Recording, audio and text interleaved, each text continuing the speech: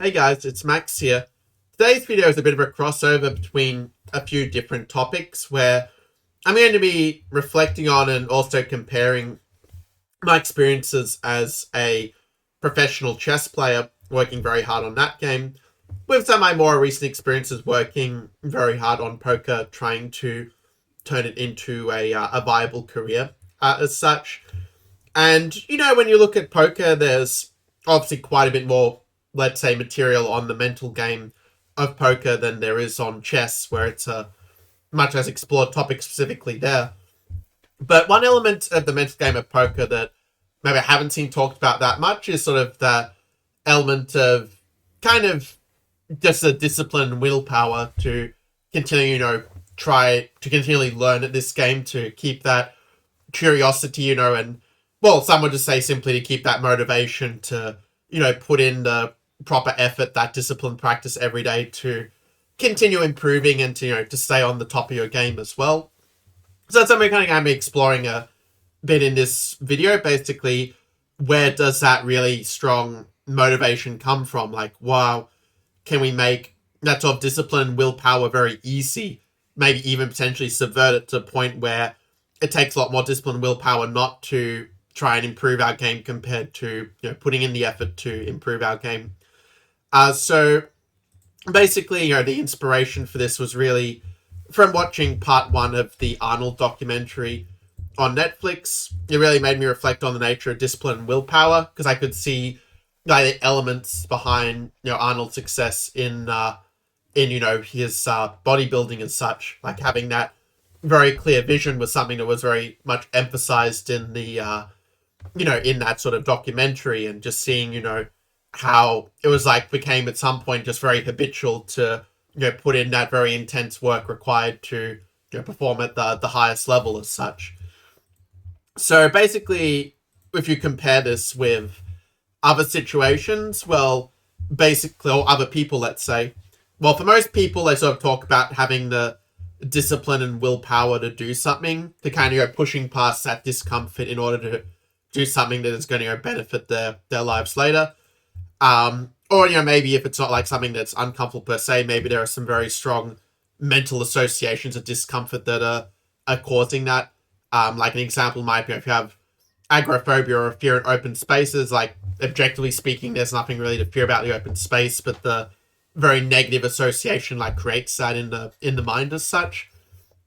But also, there are some unique cases, definitely, like I mentioned with the Arnold case, and also I know for myself with poker, that it feels like the so-called hard work just doesn't require any discipline or willpower at all. Then it's actually the breaks that require our discipline and willpower.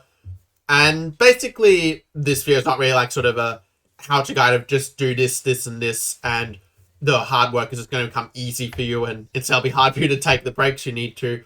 But I think it's going to give some insights into what that kind of looks like, how that process looks with, a case where I was feeling like very hard work to do something versus when it felt very easy. By the way, if you enjoyed this video, do make sure to like. So I do think also if you compare the two, it's definitely much easier to discipline yourself to kind of take breaks and to, sort of pace yourself well than it is to discipline yourself to, let's say, put a lot of work into something. So it's definitely a better problem to have, let's say. But basically, just to really summarize my chess journey for those who let's say, don't know about it beyond me being a grandmaster Australian champion. When I was quite young, actually, I found it very effortless to read the chess books and to move the piece around the board, analyzing and trying different things. And actually, when I was quite young at first, I actually had a kind of negative association around solving chess puzzles, and actually it was holding back my improvement. But then the solution then was just to shift it so I was solving on the computer instead of a book. Then I could get through it much faster. It kind of felt like a computer game. I already had played a few computer games and obviously a lot of other board games well at that point.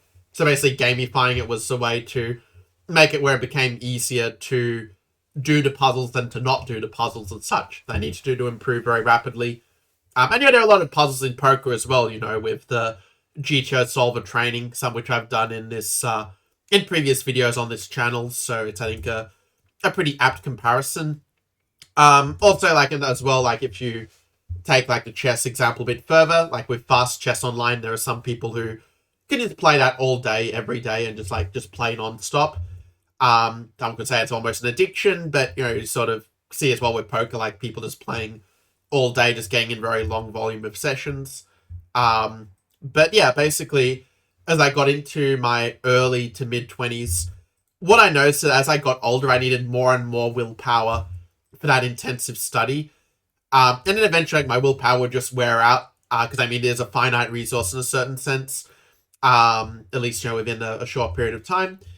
And basically I just need to take an extended break. Like there might be a week or even sometimes up to 2 weeks where I just would need some sort of break from chess, just some kind of variety. I still really, really love the game, but I just realized it wasn't something I could just do like 12 hours a day every day. Like I would just burn out as such.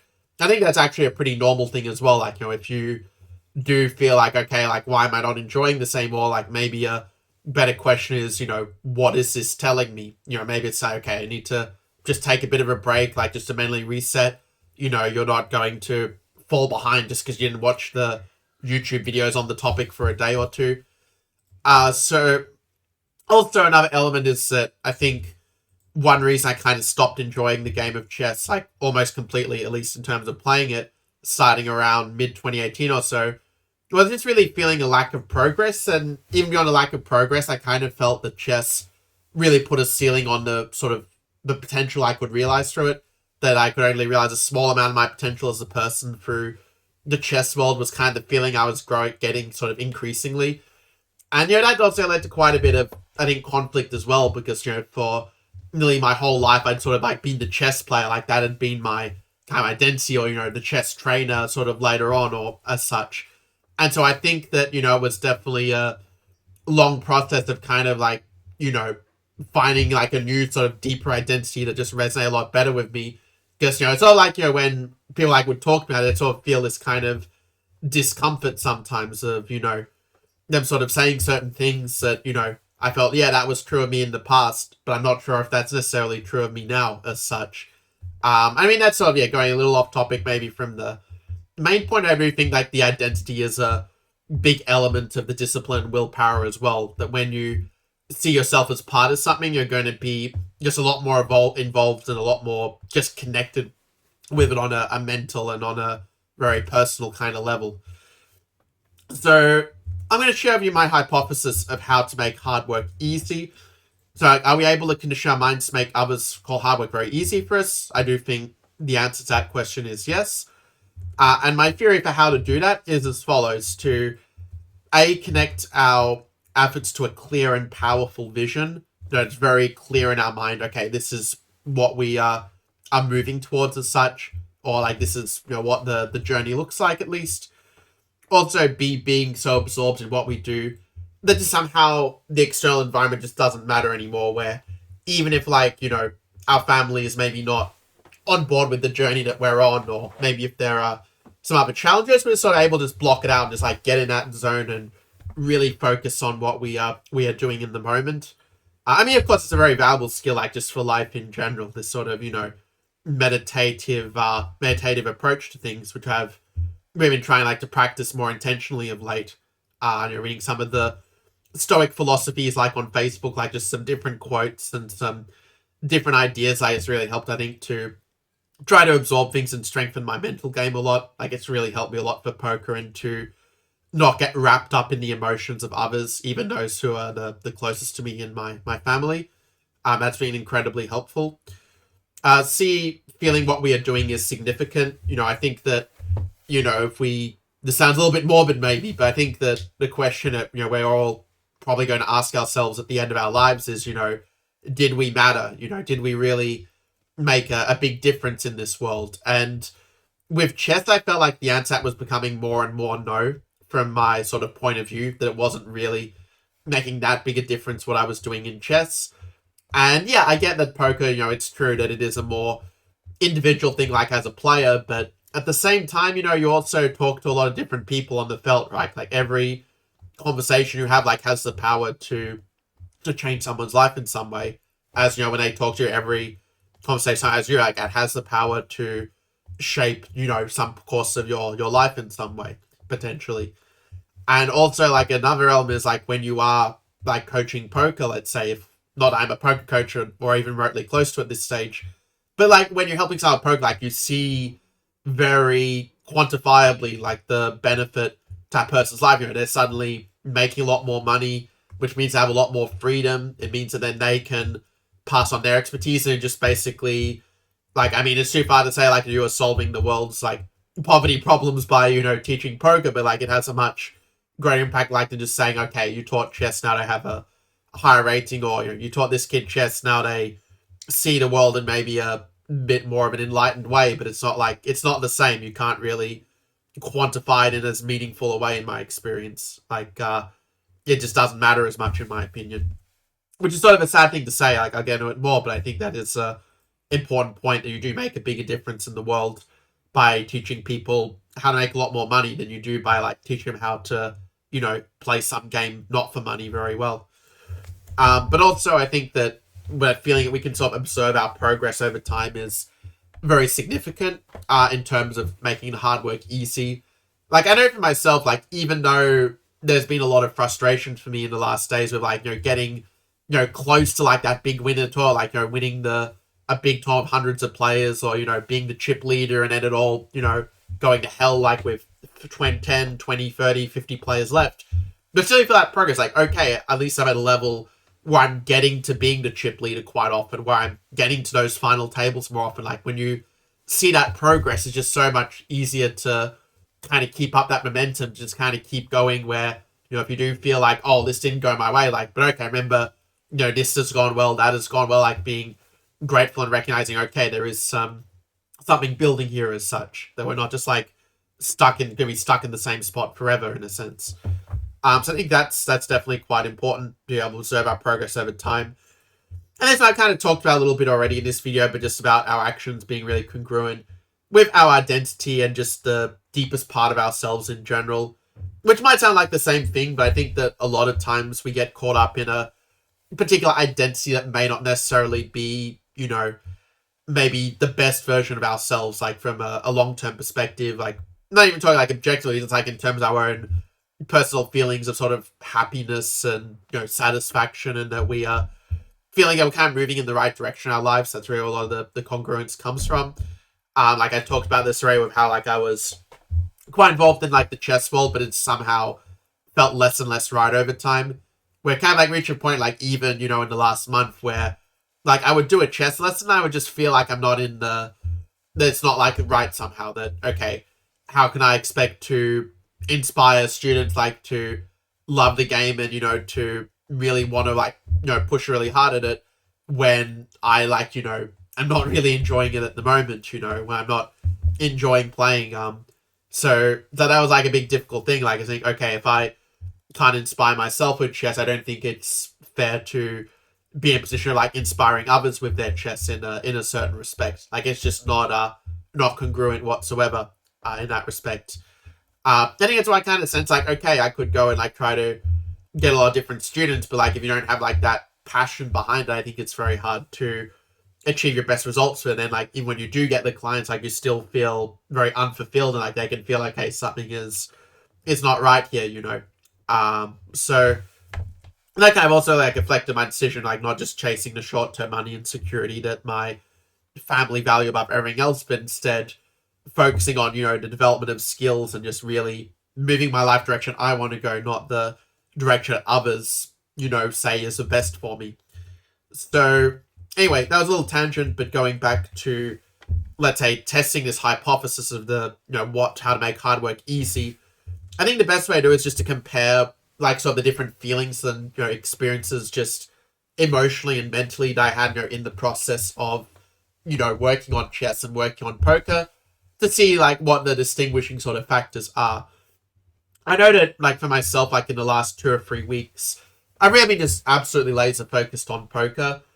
To be fair, in the last day or two, I have actually taken a break where I did stop doing poker study from about Saturday or so, but this was basically an intentional decision, like to stop the study so that I could go into the Hobart tour with just a really clear, fresh head, like not feeling burnt out, not feeling jaded with the game of poker, but feeling like really excited to get in there, and to play some cards and, do the best I can with the hands I'm dealt and see what happens.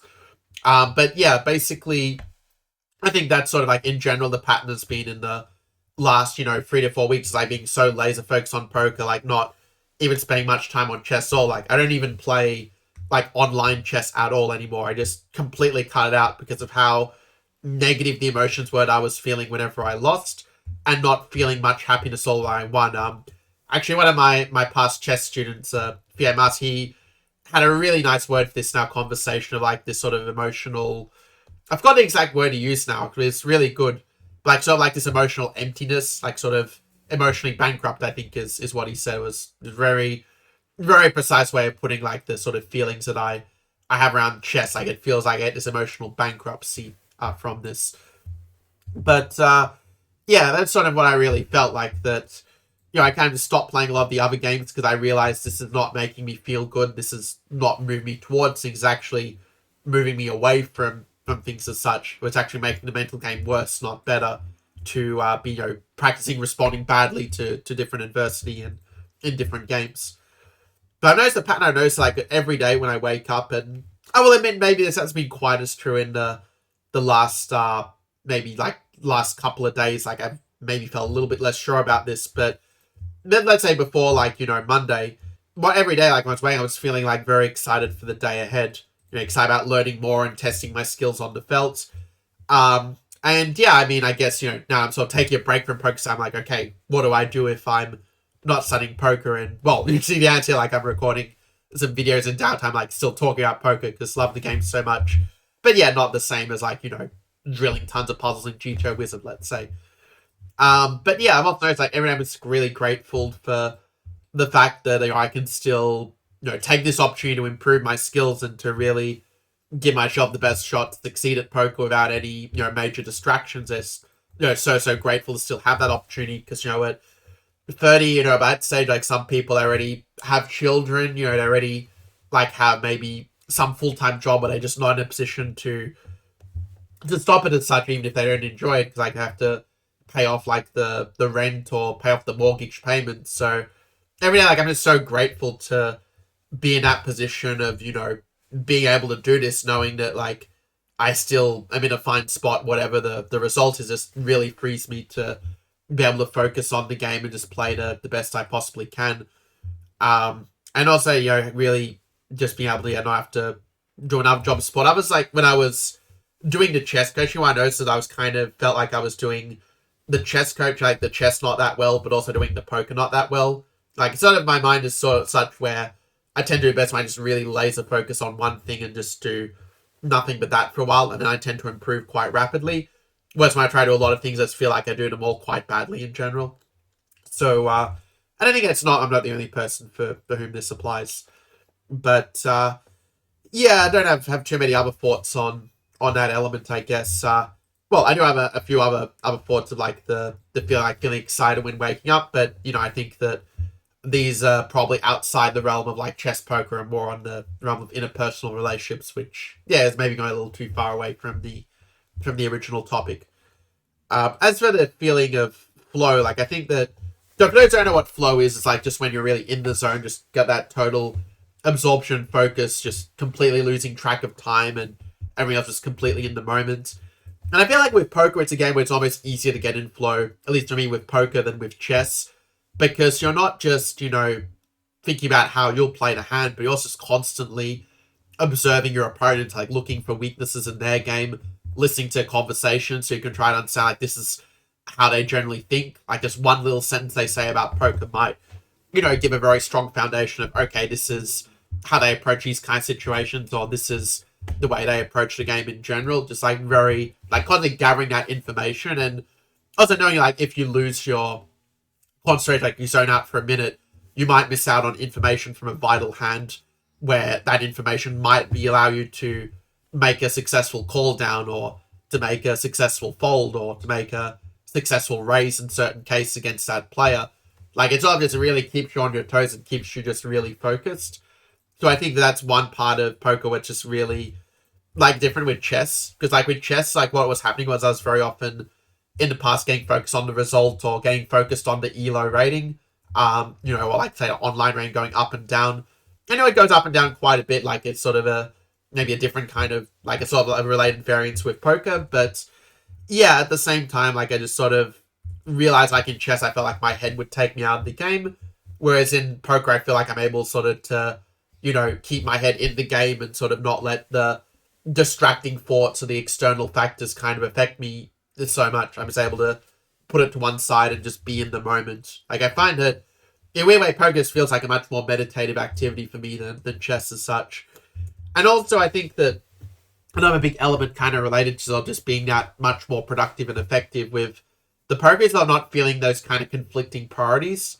Because I think with chess, like when I was a professional chess player, like I wasn't just playing chess, but I was also coaching chess a lot. I was also writing about it quite a bit. I felt like having these conflicting priorities, like it just sort of made things quite difficult because I felt like if I did one, it would sort of make the others kind of worse. But then if I tried to just do one of them, I would just feel kind of empty and hollow at some point just from the sort of lack of variety, I guess. Whereas I guess with poker, like it's so nice. There's always a lot of different tournaments, a lot of different formats. Like there's always something new to learn about the game. There's always different opponents and such. Like it's, I think, more infinite realm in some respects than chess is, because chess, being a game of complete information, there's sort of the computer will just say this is just the answer and that's that. And while we still have those computers, of course, with the solvers for poker, like you're still playing against an opponent. Like what is going to be the best play according to a solver may not be the best play, against that particular opponent, and the way that they approach things, like a different approach and a more exploitive one may make you more money in the long run against that player as such. So there's always that kind of element, I think, that you sort of, it exists in chess as well, but it's just so different, like with poker, like just with the way it works as a game of incomplete information. It means there's also more exploitative adjustments, I think a bit more curiosity that I feel connected with that. And also, I think another thing as well, like in chess, what would sort of happen is just because, and again, like this is maybe not the most objective argument, but just reflecting on my own experiences, I found that with chess, like when I made a mistake, I would normally get very frustrated. And I think maybe like my ego was perhaps wrapped a little bit too much in chess sort of respect, like in a way. Whereas with poker, I think I'd be a lot better at maybe putting my ego to one side and sort of keeping that curiosity of, okay, like I made a mistake, what can I learn from this? And just making that a much more consistent habit. So in a way, you could maybe say maybe I've learned from the mistakes I made, like in my chess journey and with my chess training and mindset toward it. And I've kind of corrected that for, having a more healthy perspective of poker, like to not be so hard on myself or not to get so caught up in the results that it just takes away all the enjoyment that I had before as such. So, and yeah, just nice, not to really have those conflicting priorities. Like I know, even for me today, like just like with some conversation I had with my family, like I can already feel it if I tried to work a lot on poker. Like mentally I could do it very easily, but emotionally I would feel that conflict of like, are my family on board with this? Am I going to be able to fully pursue my poker journey and still, be able to keep the important relationships in my life like that? When you have those sort of questions coming into your head from different situations, it definitely makes it much harder to be focused as such.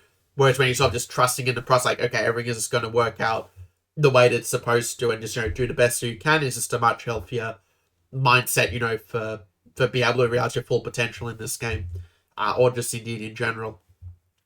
And also I think that it's good to kind of quantify as well what exactly makes a deliberate practice sustainable. Deliberate practice, like you're not just watching a tournament stream, but you're actually like thinking, what would I do in this situation? Like reviewing the most important hands in GTO solver.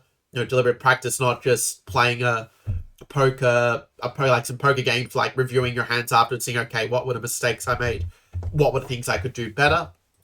And I think it really what makes the most measurable difference between my poker journey and my chess journey. And I already talked about this briefly, but really just that element of significance and progress. And like I know myself, when you take like the big 6 human drives, like the biggest one for me, it's really that feeling of significance and progress. Just that feeling that I really know that what I'm doing matters. I'm really improving myself at at a pace that feels right to me, which is a pretty fast pace, honestly. But yeah, just a great thing to know, like at the end of my life, the things I did mattered and made a big difference. And now I want to talk a little bit more about also like the ceiling. I'm going to talk about like the ceiling in chess more so than the ceiling in poker, because there's going to be a little bit of overlap in terms of the nature of it as such. But I do think that there is a big ceiling in chess in terms of how much money you can make from it in a lot of the different areas, and also how and also like in terms of like how much you can kind of progress as a person through it, I think. And I mean, basically, like the only way I think with chess to try to overcome that ceiling is basically to be running some huge business like what chess.com has done, or with Chessable, for example. But it's almost like more kind of business than chess if you think about like managing, a lot of employees and the growth of the business and so forth. Or another option, of course, would be to go viral on YouTube / Twitch to go more into content creation. But what I realize is that's such a very high variance route. Like for every person you see who like made it and became a big YouTube star, there's another like 1,000 or more people who maybe put in like a similar amount of work and just didn't get anywhere with it. It's just like something that is you can't rely on it. Is kind of what I'm saying as such. Like I went through that journey with a previous chess channel I did. Like I was thinking, okay, if I just keep on like doing the best I can here, I'm going to build things up. But the growth was like so slow, it just felt like meaningless and hollow. Which is why like this channel I decided not to care whatsoever at all about the views, the comments, subscribers. Don't care about any of it whatsoever. I just do this purely as a personal journey for myself and like my own reflections to keep myself accountable and to be more effective in my poker study. It's literally the only reason that I do this. Like I can't even say like comments, subscribe sort of thing. Just like I'm so in the habit like of doing it for my sort of my chess channel. Like it just old habits die hard. But really like it doesn't make any difference on my day at all. Like I think that like the external motivation of your poker, like it's definitely just the like the potential of like growth potential of the income. Like that's the one external factor, and it's probably not even the biggest one. It's definitely a significant one compared to chess, but it's not the only one. Anyway, talking a bit more about like just the limitations of just chess coaching, and this kind of applies to education in general. Like what I've realized is that chess coaches in general just significantly overestimate the influence of their input on the successes of the students. So just to kind of put that in a more casual way, like I think that as coaches, we like to think that when the student improved 200 rating points in 2 months, then it's all because of us. Like, oh, we did an amazing job. They couldn't have done it without us. But then when they, don't have any improvement at all in those 2 months, we think, okay, well, it can't be our fault. Like they must be doing something wrong, or maybe take a let's okay, like it's just going to take more time, but eventually like they're going to, have that big jump in their strength. It's just going to happen. And you know what? Sometimes it just doesn't. Like sometimes they just don't improve, and you feel like, okay, what can I do about it? And sometimes the answer is maybe you can't do anything about it. It's just not, you don't have that level of control over it that you thought you did. Like the thing is, if you attach your ego to the successful results of your students, like in order to be consistent from a logical point of view, like you also then have to take responsibility for the failures of your students as well. Failure being not having the improvement that they that they hoped for, that maybe you thought was feasible for them. And I think that that's a very slippery slope where when you start getting so attached to things that are not so in your control, I think that just sets you up for so much misery as well. Like I guess the poker comparison would be like, not really understanding elements of variance. Like you have a bad session and you sort of feel very down about it, when actually maybe you made all the right decisions and you still just lost because it just didn't go your way that day. Or it could even be the reverse. Like maybe you're celebrating like you had a really profitable session, but you made a lot of very bad decisions that if you don't learn from those decisions, those are going to leak you quite a bit of money in the long term as such. So if you do accept, though, I think that you are just one of a large number of factors. And I mean, okay, you could also, of course, make this argument like, for a lot of different forms of coaching. I'm talking about chess because it's what I've had the most experience with. Like, I've probably coached over 10,000 hours of chess by now or something. So I can definitely talk a lot from like experience in this respect, like in a more qualified way than for some other fields as such. But if you do accept like, that you are just one of a large number of factors that influence a player's improvement, the problem with this philosophy, like, even though it's probably mentally a much healthier philosophy, is that it also puts a huge limit on the amount of value that you can provide. Like, it's not just a very basic marketing concept that really what allows you to be paid a large amount of money in the marketplace is being able to basically promise a result for somebody And if you can't promise that result, then that puts a massive ceiling on what you can charge for your services. Because if the result you provide is, well, I'm just going to give you the power like to be able to like have this result, but you may not necessarily get it because maybe there's something that just stops you. Yeah, it just puts a massive ceiling on what you can do. So yeah, it's just something that I know I just felt very frustrated about for a long time. And honestly, if I was coaching chess now, I would feel very frustrated about it.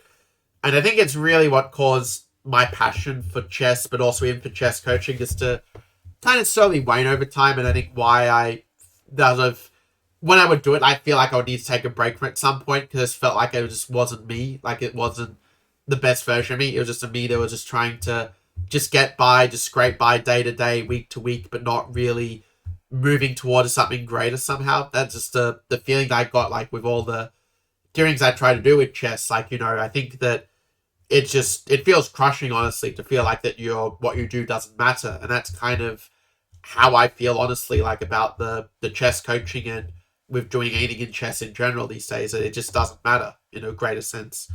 Um, so that's like such a tough pill to swallow. Like there were many times where I felt like quite depressed, honestly, like with this kind of thought. But I think when I came to sort of accept that, okay, like this work is not as significant as many other types of work, I think it was also kind of freeing. It allowed me like to give myself permission to say, okay, well, maybe I just don't do chess coaching anymore. I go a different path instead. And of course, it took me a long time to figure out what that path was. But feel like I'm finally starting to do something that feels like congruent with, what I enjoy most and what makes me feel like my life is significant and that I'm, making progress in my own personal areas. And sort of, learning more, discovering more, and having some different perspectives, let's say.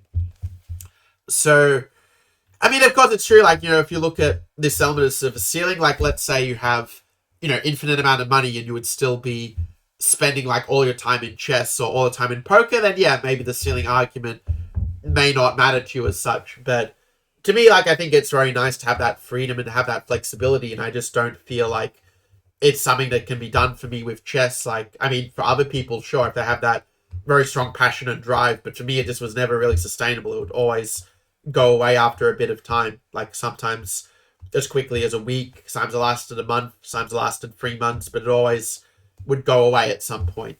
And I think, my instinct sort of telling me this is not right. This is not the path in a long-term sense. But what about the ceiling in poker? Of course, poker also has a very clear ceiling, like, anything where you are exchanging time for money, there's going to be an inevitable ceiling with it as such. And I mean, that's, if you're a profitable player, like, 95% players in poker are not profitable. So, it's a very small percentage, that make it in a sense, right? That make a real living from this game. But for those that do, yeah, you are still trading time for money, but that's earning potential. It's just so much greater. Like, if you look at the chess, for example, like in chess, the best player in the world would make like maybe, if they're playing a world championship match, or maybe make 3 million a year or so would be, I think, a reasonable estimate. That is just from playing chess. This doesn't include other business ventures, let's say. But if you look at it with poker, like with poker, the biggest tournament winners have made, over 50 million, in tournament earnings as such. And this doesn't include cash games either. There are cash game players who've made more than than 50 million probably lifetime from playing, the cash games, just playing against bad players at big stakes and just, raking it every day.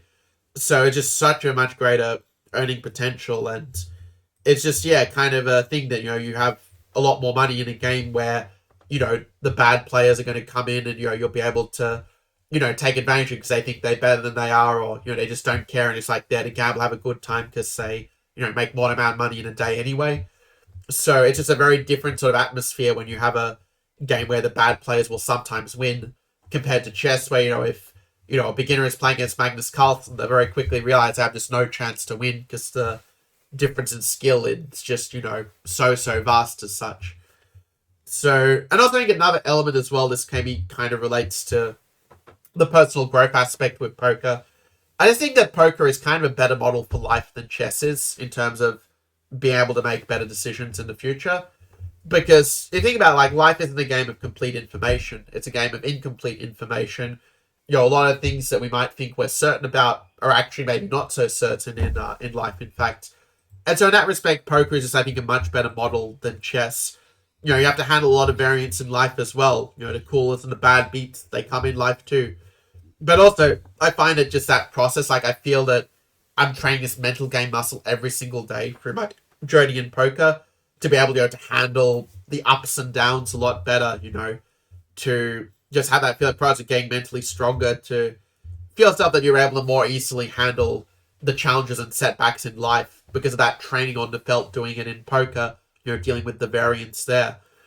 And I think that, yeah, just, well, that was sort of the main thing I had in mind, but I just feel like that poker is just a better decision-making model for life than chess is. And, like, I noticed myself, like, when I got more and more into poker, I started making better and better decisions in my life in general, just feeling like, okay, I'm sort of feeling more okay with, getting away from, like, certain sunk costs. Because, I mean, if you look at chess, that's sort of what it's become, like, a sunk cost where, like, my family, they focus on, oh, you put all this time and energy into it, you need to get something out of it.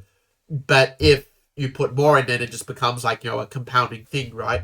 Where if, I realize, okay, I've learned a lot of different things from chess. I'm very grateful for those experiences and, being able to support myself my own way through that for so long. But, sometimes you have to know when putting, like, let's say, good money after bad, or, when you're putting, like, good energy into something that's not giving you, like, what's going to make you happy at the end of the day. So that's kind of where it's been at for me with the chess. But also another element that with poker as well is the social element. Like, when you're playing a chess game, in a tournament, like, you're not allowed to talk to the other person during the game. There's just nowhere near as much of that social element. When you've played, like, a 4 or 5 hour game, like, you're not going to have, let's say, the highest quality conversation in the world in general right afterwards. You're probably going to want to, recharge and just, relax for the next game, right? So there's just a lot less of that social element with the chess tournaments in general. With poker, I mean, like, the talking, like, it's part of the game, right? Listening to other people's conversations, because at least in the tournament I'm playing, there is a lot of chatter. Also, you're often going to want to talk to someone, because it's not just like, it feels good to talk to somebody, but also it's advantageous for your game, because if you think, oh, this guy's a nice guy, he's being all friendly, they're actually often going to go easier on you at the poker table as well. So it actually becomes, like, even on a purely, like, financial level, a plus EV decision to, be friendly, to have those conversations, to, try to get some information from people, even if it's like a little sliver as such. So, and, just having fun, like, if you're, relaxed, you're cracking jokes, like, it also just makes it more fun for you as well, right? So that's, like, a really big element, like, be able to just talk to people, like, just to be able to relax. And yeah, I think that it's sort of a nice thing, like, poker meets that, the social needs we have as human beings in a way that chess doesn't. Like, if you're, when I was working on chess the whole time, like, I felt that socially things were quite stilted for me. Some of, like, that, my interaction, I'd, message some people online, but I just feel, yeah, a lot happier since being able to, tap in a little bit more of my extroversion through poker in a way that felt a lot harder through chess, where, like, yeah, I would have these conversations about chess with chess players, but I didn't feel like it was giving me energy. Whereas when I talk, like, in fact, it felt like it would take away energy, like, be quite draining to have the same conversation for the thousandth time. But with poker, like, it feels a lot more fresh and kind of interesting. Like, everyone has a different perspective. They've got, their own hand history. It's just, I found it a much more healthy dynamic for me, at least at this stage, that it sort of gives me energy in a way that talking about chess doesn't. Also, I think that there are just a lot fewer barriers with poker compared with chess. Like, now there's just so much more material out there, not just with the solvers for poker, but also with the, the learning materials, like all the different resources. I'm subscribed to a few different, like, sites have, some different courses and stuff as well. There's just so much material that you can learn from with poker.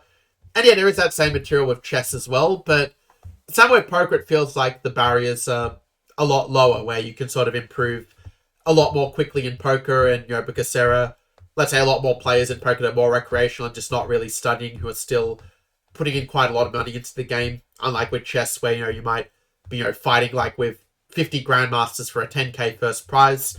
So a lot harder there. With poker, you might have, like, 50 beginners, and maybe 25 professionals fighting for that same 10k prize. Actually, it's hardly even a bit of exaggeration. Like, in Australia, it's probably, like, 50 beginners, 25, maybe like semi-regulars, 10 regulars, and there might be like one pro in there or something if you're lucky for like that same 10k prize in live poker in Australia. Yes, I'm very grateful like how soft the poker scene is in Australia, where you can become quite a good player relative to the field just so much more quickly than if you're playing, let's say, in a different environment with a lot of very strong players, as you sort of is reflected with chess with the same sort of stakes, if you like. I mean, and yeah, it could maybe an element of talent. Talent could be a factor. Definitely.